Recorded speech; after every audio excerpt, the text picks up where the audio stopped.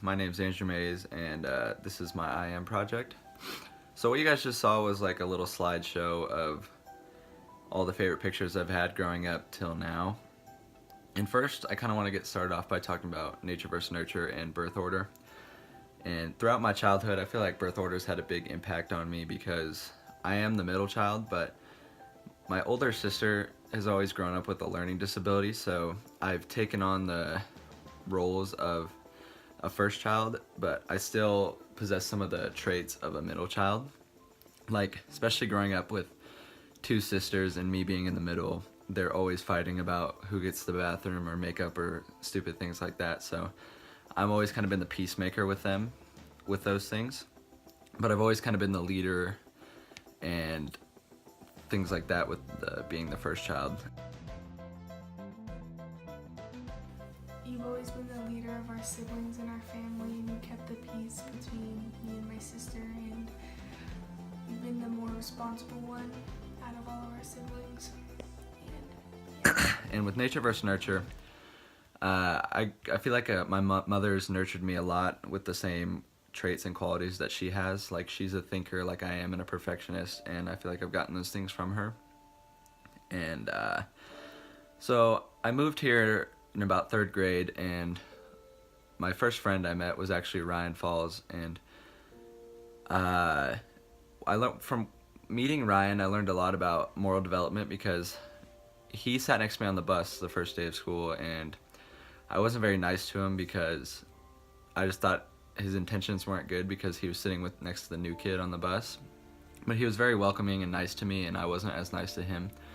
So that's kind of one thing I feel like I've grown with my moral development, because I always keep that in mind when I meet new people now, because we have a great friendship now and we're still best friends, and without him being welcoming and nice to me, that would have never happened.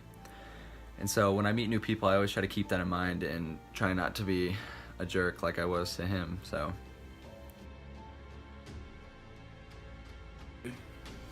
you've grown to be a much better person, and you positively affect all the people around you. When I first met you, you weren't very friendly to everyone, and you're more of a quote-unquote cool kid, but now you've grown to care about school, and you treat people much better than you used to. When I was in fourth grade, I got nominated for the GATE program, and this really gave me a lot with my sense of identity, because I could finally put a finger on why I was more advanced and school wasn't challenging for me. And I feel like being intelligent is a big part of my personality because it's a great conversation starter, and I could have a lot of conversations with adults that a lot of kids my age couldn't. So I feel like that's really helped me grow as a person and kind of allow myself to progress in life, knowing that I am intelligent.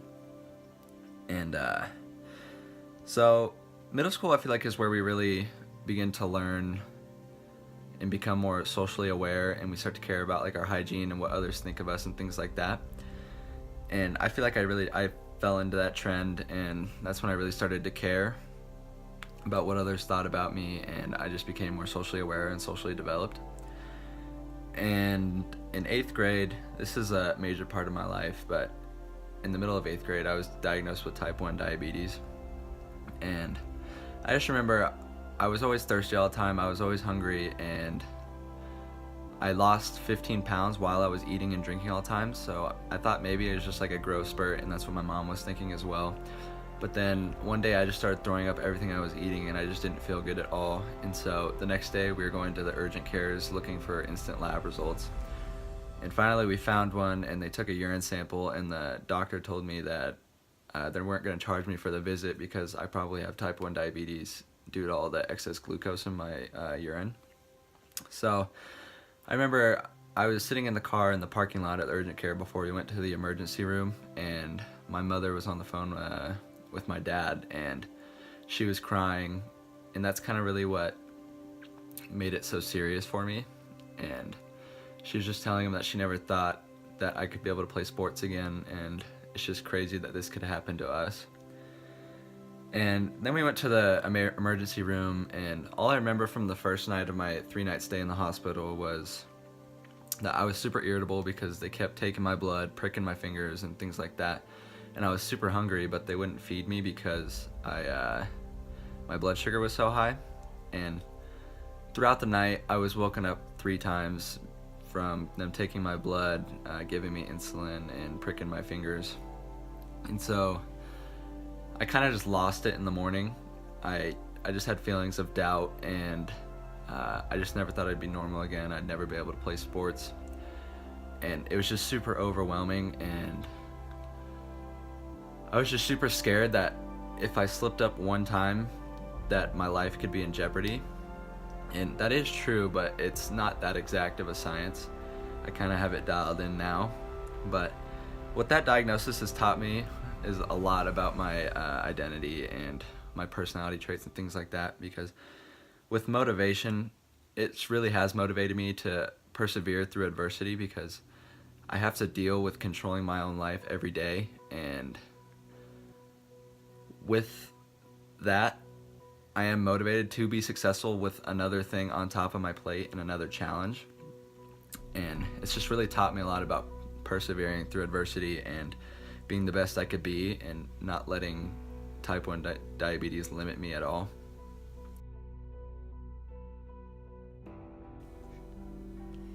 Andrew's diabetes has changed him in a lot of ways. Some positive ways are he's a lot more healthy now. He works out every day. He pays attention to his nutrition and what he eats. Also taking vitamins and supplements. He's also a responsible young man, and he's overcome a lot of adversity in his life. And I just love him. Another thing that really was a big part of my life was when one of my good friends, Dylan Rutherford, decided to take his own life. We were always super good friends from when I moved here playing SYFL football to the day he died, and it really did a number on me, because he was always so positive and so happy, and I never thought he could do something like that. And it's just kind of crazy what people are hiding on the inside, and the things they broadcast out to their peers and other people like that. And I remember going to visit him in the hospital because he was on life support still. And I remember putting my hand on his leg, and the machine was breathing for him, and his leg just felt so hard and cold and like lifeless. And I just started bawling, and I hugged his mom and I hugged his dad, and it was rough. So that really taught me a lot about perspective on life, and that even though things are difficult at the moment, you don't want to do that to your family and friends and take your life just because things are temporarily difficult. But I do sympathize with him, because you never know what he was going through, and especially this year learning about depression and other disorders. You never know how extreme it really is inside their own minds. So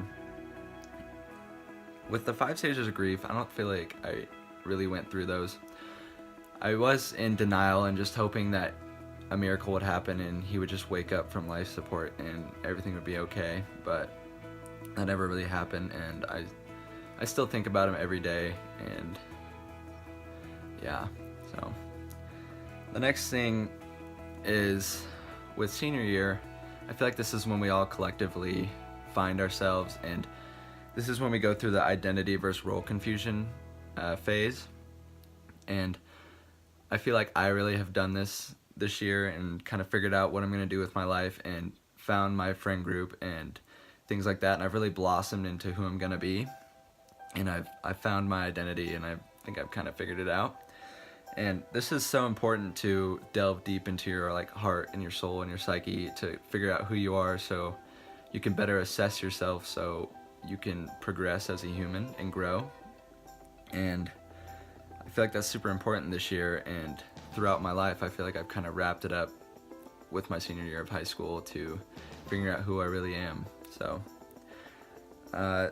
thank you guys for letting me share this information with you, and I hope you learned a little bit more about me today.